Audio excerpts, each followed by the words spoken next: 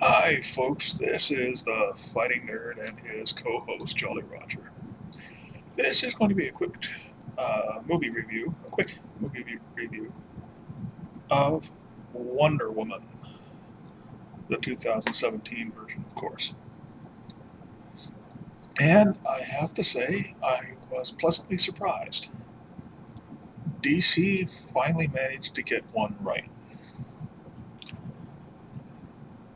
Uh, Gal Gadot was a perfect choice for Wonder Woman. She was uh, had the regal bearing that you would expect from Wonder Woman. You could buy her as a warrior. She was strong and she was vicious when she had to be, but she still maintained a very approachable and attractive femininity, which kind of surprised me too, because there's a tendency in media today, if you have a strong female character, there has to be, she's female, but in order to be strong, she has to act like a man. And that's not what we got with this. So I can't fault the casting here. Now, I was unsure after seeing Wonder Woman in the wretched, the horrible, the despicable uh, Superman versus Batman movie. There wasn't, you really didn't see enough of her to make a judgment. In this movie, I think they finally got the casting right for a female superhero to carry her own movie. Now, I give this movie about an 8 out of 10. It could have been 9. Uh, Chris Pine is Chris Pine. He is competent, and that's all right. But uh, he really could not hold the screen alongside Wonder Woman. Now, I understand that it's Wonder Woman's movie and he was a supporting cast, but I really didn't feel any chemistry between the two of them because her intensity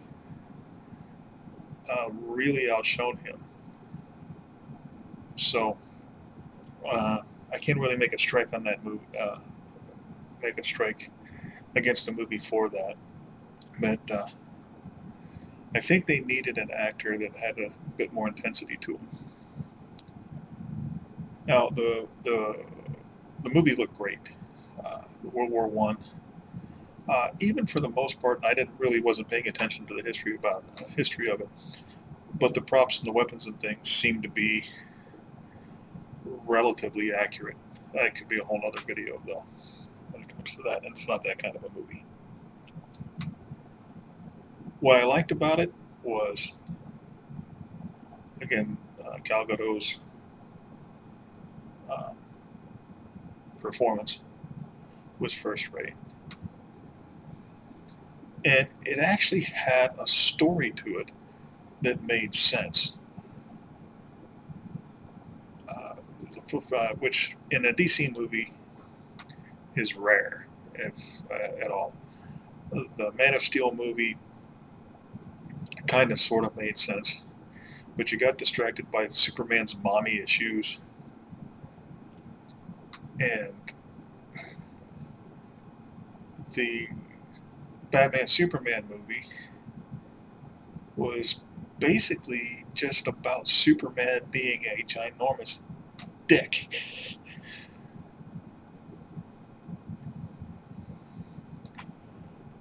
But we actually got a story that made some sense and was appealing. I think they could have cut about 15 minutes out of this movie. It was really slow through the middle. Uh, so it had a little bit of social commentary in it, just the right amount. It had a good balance of humor, which was very much lacking in the other DC offerings. Now, full disclosure, I haven't seen Suicide Squad. I had no interest in seeing Suicide Squad, and really still don't. It's just not my cup of tea. But in this one, you got some humor, you got the social commentary, but you had, for the most part, a nice tight story with just the right amount of tension throughout. But the thing that really kind of ruined the movie's score, in my opinion, it could have been a 9. It might have even been a 10. But for the action scenes. More specifically, the overuse of CGI in the action scenes. And more specifically than that, the overuse of slow motion CGI in the action scenes. You're going along, you're telling the story, you're getting interested in the characters, and then the story stops. Look at this cool CGI. Right? Look at this cool CGI and CGI in slow motion. Okay, that's over. Now we'll get on with the story. And then a little bit later, more CGI action series. Stop. Look at the cool CGI. Aren't our CGI technicians fantastic? The way the action scenes are done just completely destroys the flow of the movie. And that got to be really annoying. It wasn't as bad as Immortals, which was horrible for that. That was just a movie of random CGI shots strung together with a little bit of dialogue. But in this movie, it was a shame that they did it that way, because I was enjoying the story, but I had to stop and wait for all this CGI nonsense to go on to get any more story. I would have loved to see the fight scenes much more built more organically into the show, because what it was, it's like, look, this is Wonder Woman. She's great. Well, we know that. We're watching a movie about her. Right? So the fight scenes just almost seemed like outtakes. They were intermissions to the story. That's the best way to describe it. And it made the whole movie seem a bit choppy and too long. Now, they set it during World War I instead of World War II, as the comic book stories were, the original comic book stories were. And I understood what they did. That you had Captain America, the first Avenger, and that was set in World War II. And, that was so similar. I understand why they did that. But they do that to separate it from Captain America. But then they basically give Wonder Woman her own set of Howling Commandos. And they spend a lot of time getting you to like those characters, but then those characters really don't do a whole lot. But for the most part, this was a very enjoyable movie. As I said, 8 out of 10.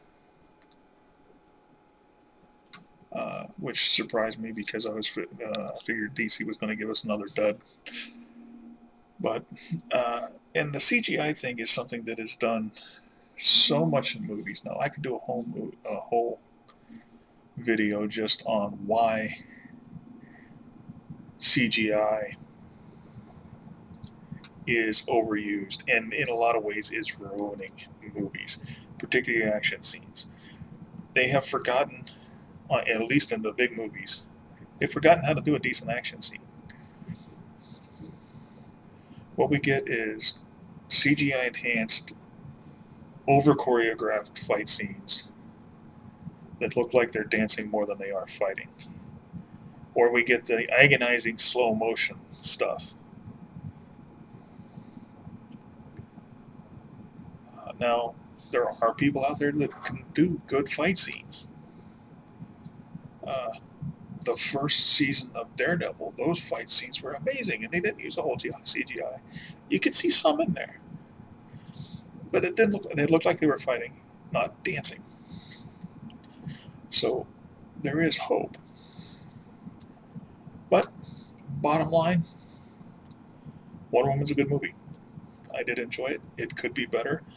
I'm hoping Justice League doesn't follow the pattern of just of using this stopping the story to show you the action.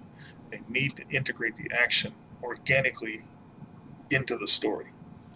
They probably won't, but I would like to see that. But this does give me some hope for Justice League. A lot of people have been waiting a long time to see Justice League. I'm cautiously optimistic after seeing Wonder Woman.